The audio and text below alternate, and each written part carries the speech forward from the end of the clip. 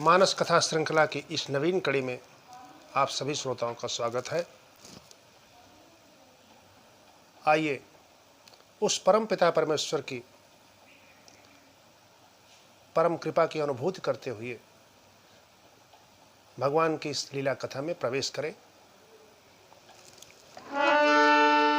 बोलिए सियावर रामचंद्र भगवान की जय। मंगल भवन अमंगल हारी, द्रवहु सो दशरथ अजीर बिहारी। सीताराम चरण रति मोरे, अनुदिन बढ़ऊ अनुग्रह तोरे। अनुदिन बढ़ऊ अनुग्रह तोरे। बोलिए सियावर रामचंद्र भगवान की जय। नीलांबुज श्यामल कोमलांगम, सीता समारोपित वाम भागम। पाणौ महासायक चारु चापम, नमामि रामं रघुवंशनाथम्।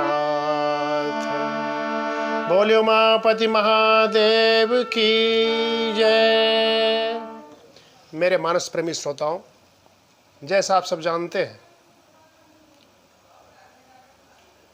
इस संसार में मनीषियों के द्वारा जितने भी शास्त्र लिखे गए हैं, जितने भी महाकाव्य ग्रंथ इत्यादि रचे गए हैं, उन सब का विधान है। किसी ने प्रश्न किया है तो किसी ने उसका उत्तर दिया है। वक्ता ने उसका उत्तर दिया है और श्रोता ने प्रश्न किया है। उसी परंपरा का पालन करते हुए गोस्वामी तुलसीदास जी महाराज ने, जैसा मैंने इसका पहले भी उद्धरण दिया था, ये रामचरितमानस पार्वती के 14 प्रश्नों का उत्तर है, जिसमें प्रथम प्रश्न की चर्चा मैं कर रहा था। वो पहला प्रश्न कौन सा था?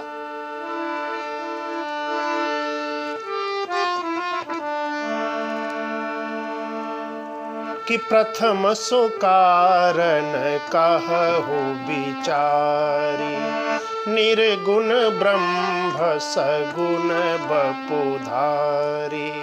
पार्वती ने प्रश्न किया था कि महाराज, पहला कारण बताइए कि किस हेतु, किस कारण से निराकार ब्रह्म ने साकार रूप लेकर के एक मनुष्य के रूप में इस धरा पर अवतीर्ण हुए।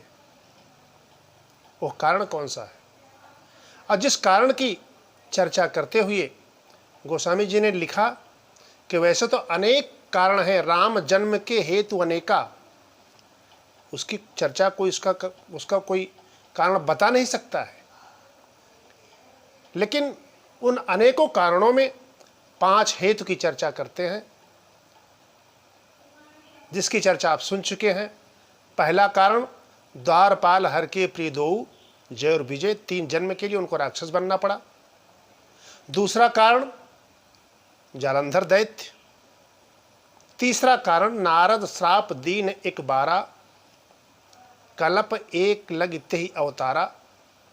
चौथा कारण बताते हैं गोस्वामी जी कि स्वयंभू मनु और शत्रुपा। मनु और शत्रुपा ने वरदान प्राप्त किया था प्रभु को पुत्र रूप में प्राप्त करने का, इसलिए प्रभु को आना पड़ा। और 5वां और अंतिम कारण, प्रताप भान की कथा। गोस्वामी जी लिखते हैं कि स्वयंभू मनु ने और शत्रुपा ने तपस्या की तो अयोध्यापुरी में उन्हीं का जन्म दशरथ और कौशल्या के रूप में हुआ। उन्होंने वरदान मांगा था कि चाहूं तुम्हि समान सुत, प्रभु सन कौन दुराव। प्रभु सन कौन दुराव। और प्रभु ने उनको आश्वस्त किया था कि मैं आपके यहाँ ही अयोध्यापुरी में जन्म लूंगा, लेकिन तुम्हें प्रतीक्षा करनी पड़ेगी कुछ दिन तक। और वही दशरथ और कौशल्या, चक्रवर्ती नरेश और उनकी महारानी हो करके जन्म लेते हैं। कहाँ? अयोध्या की भूमि पर। अयोध्या की चर्चा करते हुए गोस्वामी जी ने दशरथ के जन्म और कौशल्या की चर्चा इतनी ही की है कि आकाशवाणी द्वारा प्रभु ने उनके जन्म का परिचय दे दिया दुनिया के लोगों को। क्योंकि आकाशवाणी में प्रभु ने कह दिया था कि ते दशरथ कौशल्या रूपा अकौशलपुरी प्रगट नर भूपा। वो वही मनु दशरथ हैं और वही शत्रुपा कौशल्या है। महाराजा दशरथ के 3 रानी। लेकिन इसके पहले आइए अयोध्यापुरी का परिचय जानते हैं, कैसे गोस्वामी जी देते हैं। अवधपुरी रघुकुल मणि राव, अवधपुरी रघुकुल मणि राव, वेद विदित दशरथ तेहि नाव, धर्म धुरंधर गुण निधि ज्ञानी, धर्म धुरंधर गुण निधि ज्ञानी, हृदय भगति मति सारंग पानी, हृदय भगति मति सारंग पानी। अयोध्यापुरी के महाराजा चक्रवर्ती नरेश दशरथ हैं। उनके गुण कौन कौन से हैं? वेद विदित दशरथ तेहि नाम। उनका नाम दशरथ है। दशरथ की अनेक प्रकार से व्याख्या हमारे मनीषी लोग करते हैं, लेकिन आइए जरा 1-2 भाव ले लेते हैं। दशरथ जिन्होंने अपने मन की 10 इंद्रियों पर वश कर रखा है, काबू कर रखा है, ऐसे जितेंद्रीय महाराज दशरथ है, जिनका इतना सम्मान है मृत्यलोक से लेकर स्वर्गलोक तक कि अरद सिंहासन आसन देई। और क्या लिखा है कि आगे हुई सुरपति जहि लेई। महाराज इंद्र भी, देवराज इंद्र भी, जिनको अपने आसन पर आधा भाग ससम्मान प्रदान करते हैं, बैठाते हैं। ऐसे दशरथ जिनका रथ 10 दिशाओं में निर्बाध भ्रमण करता है, इसलिए इनका नाम दशरथ है। दशरथ तेहि नाव। इनका विशेषण क्या है? धर्म धुरंधर, धर्माचरण है इनका। गुण निधि ज्ञानी, गुणों के खजाना है। और क्या है? ज्ञानी है। लेकिन ज्ञान से ही तो पूरा कुछ नहीं मिल जाता है। बाबा लिखते हैं कि गुणनिधि है, ज्ञानी है। और हमें सिर्फ ज्ञान मिल जाए तो प्रभु नहीं मिल सकता है। अगर ज्ञान प्राप्त करके हम मोक्ष पाना चाहें तो सिर्फ ज्ञान से मोक्ष नहीं मिलेगा, जब तक उसमें भक्ति का समावेश न हो। कल्पना कीजिए, मेले का दिन आ रहा है, हर जगह मेला लगेगा। बालक अगर अपने पिता के साथ और माता के साथ मेला देखने गया है और उसने पिता की उंगली पकड़ रखी है, जो ज्ञान का प्रतीक है, पिता की उंगली पकड़ा है उसने, बालक ने, और मेले में कहीं खो न जाए, इस डर से पिता का सहारा तो मिल गया, लेकिन पिताजी के तमाम चिर परिचित मिलेंगे, वो दोनों हाथ उठाकर प्रणाम करेंगे तो उंगली छूट जाएगी, और उंगली छूटी तो बालक को गायब होने का सदा डर बना रहेगा। लेकिन वही बालक अगर साथ में माता का पल्लू पकड़े रहेगा तब कभी नहीं गायब होगा। अर्थात ज्ञान तो पुरुष का प्रतीक और भक्ति है नारी का प्रतीक, समर्पण का भाव भक्ति का है। ये दोनों भाव जहाँ रहेंगे, और इस परिवार में दोनों हैं, गुणनित ज्ञानी दशरथ भी हैं और भक्ति स्वरूपा कौशल्या जी भी हैं। अर्थात ज्ञान होगा तो छूटने का डर है, संसार के इस मेले में गायब होने का, गुम होने का डर है। लेकिन अगर इस जीवन में भक्ति का भी समावेश रहेगा तो फिर आप गायब नहीं हो सकते हैं। आप गायब होंगे अगर, तो भगवान स्वयं बचाने के लिए ये धरा पर आ जाएगा।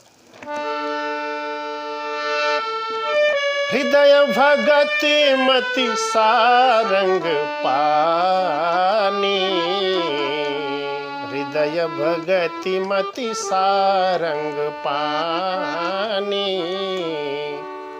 ऐसा आदर्श परिवार है। एक दोहे में आदर्श परिवार की कैसी व्यवस्था होनी चाहिए, आदर्श परिवार की क्या विशेषता होनी चाहिए, उसके 3 मुख्य तत्व गिनाए गोस्वामी जी ने। कौशल्यादि नारी प्रिय सब आचरण पुनीत। जिस घर की स्त्रियां पवित्र आचरणों वाली होंगी उसका सम्मान पूरे संसार में होगा। पति अनुकूल प्रेम दृढ़ है, जो पति की अनुकूल होंगी। अब इसमें हमारी सनातन व्यवस्था है कि दर्जा बराबरी का है, ध्यान रखिए। पति अनुकूल कहने का मतलब ये नहीं है कि पति स्वेच्छाचारी है तो पत्नी उसके अनुकूल ही होगी।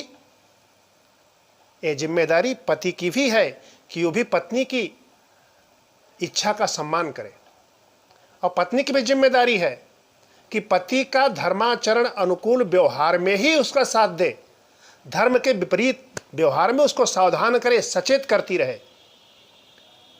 अगर हम या आप, सभी पुरुष की मैं बात कर रहा हूं, अगर वो धर्म के विपरीत कार्य करता है, असम्मानजनक व्यवहार करता है, तो पत्नी को सचेत करना है। यही पति अनुकूलता है। पति अनुकूल प्रेम दृढ़ है। और तीसरी अंतिम बात, हरिपद कमल विनीत, हरिपद कमल विनीत। ऐसा आदर्श परिवार है रघुवंश का, जिसका वर्णन रघुवंश में मनीषी करते हैं कि ऐसा दिव्य शासन है चक्रवर्ती नरेश का, महाराजा दशरथ का, कि पवन भी वहां पर उतनी ही गति से बहता है जितनी गति से अयोध्यापुरी के महाराजा चाहते हैं। समुद्र भी अपनी मर्यादा में रह करके उतनी ही ऊंची लहर उठाता है जिससे कि किनारे पर सारी की सारी मड़ियां, माणिक्य इत्यादि अयोध्यापुरवासी ले ले जितनी जरूरत हो। तो सागर निज मर्यादा राही, बादल उतनी बारिश करते हैं जितनी किसानों की जरूरत है, अतिवृष्टि नहीं होती है। पवन उतनी ही गति से बहता है जितनी गति से किसी विश्राम कर रही अबला के आंचल या वस्त्र उड़ न जाए। प्रकृति पर पूरा नियंत्रण है रघुवंश का। ऐसा दिव्य शासन। लेकिन आप कहेंगे कि जब इतना दिव्य शासन है, भगवान की परम कृपा है, ईश्वर स्वयं वहां अवतार लेने वाले हैं, तो कमी कौन सी रह गई है? तो कमी तो भैया रहेगी, ये तो संसार है। जीवन में पूर्णता नहीं हो सकती है, कुछ न कुछ अपूर्णता जरूर रहेगी, और इस जीवन को, इस अपूर्ण जीवन को हंसते हंसते स्वीकार करना पड़ेगा। यही जीवन है, इसी को जीवन जीना कहते हैं। सब कुछ है लेकिन कमी है। एक बार भूपति मन माही, एक बार भूपति मन माही, भई गलानी मोरे सुत नाही, भई गलानी मोरे सुत नाही। महाराजा दशरथ का चौथापन आ गया, लेकिन उनको पुत्र नहीं है। ग्लानि हुई उनको, और देखिए, जब तक जीवन में तड़प नहीं होगी तब तक ईश्वर की प्राप्ति नहीं हो सकती है। इसके पहले मनु के रूप में इनके हृदय में ग्लानि हुई, तब जाकर तपस्या किया, तब ईश्वर मिले, वरदान प्राप्त किया। हो इन विषय विराग भवन बसत भा चौथपन, हृदय बहुत दुख लाग, जन्म गयो हरि भगत बिनु। वहां भी हृदय में दुख लगा और यहां भी ग्लानि हुई। वहां दुख लगा तो जप यज्ञ किया तो प्रभु प्रसन्न हो गए और वरदान प्राप्त हुआ इनको। प्रभु ने कहा कि मैं ही तुम्हारे यहां आऊंगा पुत्र के रूप में, और यहां भी इनको दुख पहुंचा तो यहां भी आएंगे पुत्र रूप में भगवान। भई गलानि मोरे सुत नाहि, भई गलानि मोरे सुत नाहि। और जब हृदय में दुख हो, कोई ग्लानि हो, तो सबसे मत कहिए। बाबा जी की एक एक अर्धाली में दिव्य संदेश छिपा हुआ है जीवन का। अपना कोई दुख हो तो दुनिया में किसी से मत कीजिए, पड़ोसी से मत कीजिए, उसकी चर्चा कीजिए, क्योंकि रही मन निज मन की व्यथा, मन ही राखो गोय। मन में रखो, छिपा कर रखिए, क्योंकि बाहर प्रकट करोगे तो सुनिए ठिलई है लोग सब, बांटिन ले है कोय, बांटिन ले है कोय। मन में रखिए, और मन में जो सांवला सरकार है उससे कहिए तो सारा दुख दूर हो जाएगा। उसका स्मरण कीजिए, उस अवसर की प्रतीक्षा कीजिए जब उसकी कृपा हो। इंतजार करना सीखिए, तब अपूर्णता पूर्ण हो जाएगी। और अगर कहना ही है तो किसी संत से जाकर कहिए। महाराज दशरथ ने यही किया। गुरु गृह गए वो तुरत महिपाला, गुरु गृह गए वो तुरत महिपाला, चरण लागी करी विनय विशाला, निज दुख सुख सब गुरु ही सुनायऊ, सुनि वशिष्ठ बहुविधि समुझायऊ, धरहु धीर होई है सुतचारी, त्रिभुवन विदित भगत भयहारी। और जब देखिए किसी के पास जाइए, किसी संत के पास जाइए, तो सिर्फ दुखड़ा ही मत रोइए कि महाराज मैं तो लुट गया, पिट गया, सारी जिंदगी बर्बाद ही रहा, हमको सभी ने सताया ही, भाई बंधुओं ने सताया है, कभी सुख का एक क्षण भी अनुभव नहीं किया मैंने। ऐसा मत कहिए, बल्कि सुख के साथ दुख भी कहिए। और ज़्यादा तो अच्छा ही होगा जब किसी संत के पास जाइए तो सबसे पहले हाथ जोड़ करके विनय के साथ उससे कहिए कि महाराज ईश्वर का दिया हुआ सब कुछ ठीक ठाक है, बड़े चैन से जिंदगी बीत रही है, आपकी परम कृपा है, सिर्फ यही एकमात्र दुख है, अगर हो सके आपकी कृपा हो जाए तो बड़ी बड़ी अच्छी बात होगी। एक एक अर्धाली में संदेश छिपा हुआ है। बाबा कहते हैं दशरथ जी ने यही किया, निज दुख सुख सब, सिर्फ दुखी दुख नहीं सुनाया, सुख भी सुनाया, वशिष्ठ को सुनाया। आज प्रसन्न हो गए, कहा महाराज आप क्यों चिंता कर रहे हैं, आपके यहां एक नहीं बल्कि 4 पुत्र जन्म लेंगे। वो तो त्रिकालदर्शी हैं, वो तो जान रहे हैं कि आकाशवाणी हो चुकी है कि अंसन सहित मनुज अवतारा, ले हम दिन कर वंश उदारा। वही आने वाले हैं, लेकिन उसके लिए कर्म करना पड़ेगा। और बुलाया गया किसको? श्रृंगी ऋषि वशिष्ठ बुलावा, अपुत्र काम शुभ यज्ञ करावा। श्रृंगी ऋषि आए, जो शांता के पति हैं और शांता इनकी बहन भी है महाराज दशरथ की। उनको बुलाया गया। उन्होंने यजुर्वेद के मंत्रों से आहुति दिया, यज्ञ किया, आचार्य बने वशिष्ठ जी, और इनको आश्वस्त करते हुए बोले, जो कछु हृदय वशिष्ठ विचारा, सकल काज भा सिद्ध तुम्हारा। अग्निदेवता स्वयं खीर का चरु लेकर प्रकट हुए और दिव्य हवि को दिया वशिष्ठ को, और वशिष्ठ ने दशरथ जी को दिया, और आदेश हुआ कि इसका विधिवत वर्गीकरण करो अपनी तीनों रानियों में। 3 रानियां कौन सी हैं? कौशल्या, सुमित्रा और कैकेयी। कौशल्या कौशल देश की राजकुमारी हैं, इनके पिता भानुमंत हैं। सुमित्रा मगध देश की राजकुमारी हैं, और कैकेयी कैकेय देश के राजा अश्वपति की बेटी हैं।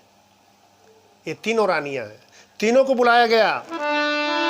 तब ही नार प्रिय रानी बोलाई, तब ही राय प्रिय नारी बोलाई, कौशल्या दी तहाँ चली आई, अर्ध भाग कौशल्य ही दीना, उभय भाग आधे कर कीना, कौशल्य।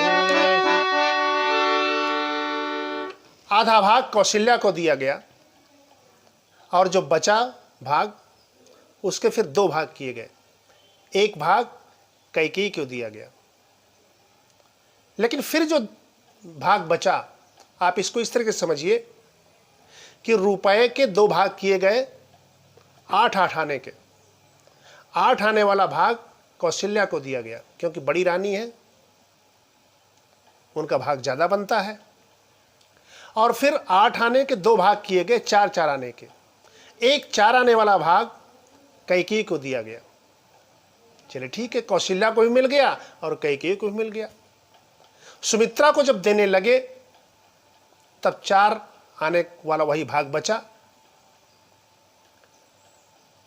अब महाराज दशरथ पशोपेश में पड़ गए कि 4 आने वाले भाग से 2-2 आने के 2 भाग किए गए, और कहा कि अगर अभी भी मैं सुमित्रा को नहीं देता हूं तो सुमित्रा के लिए अन्याय होगा। इसलिए कि सुमित्रा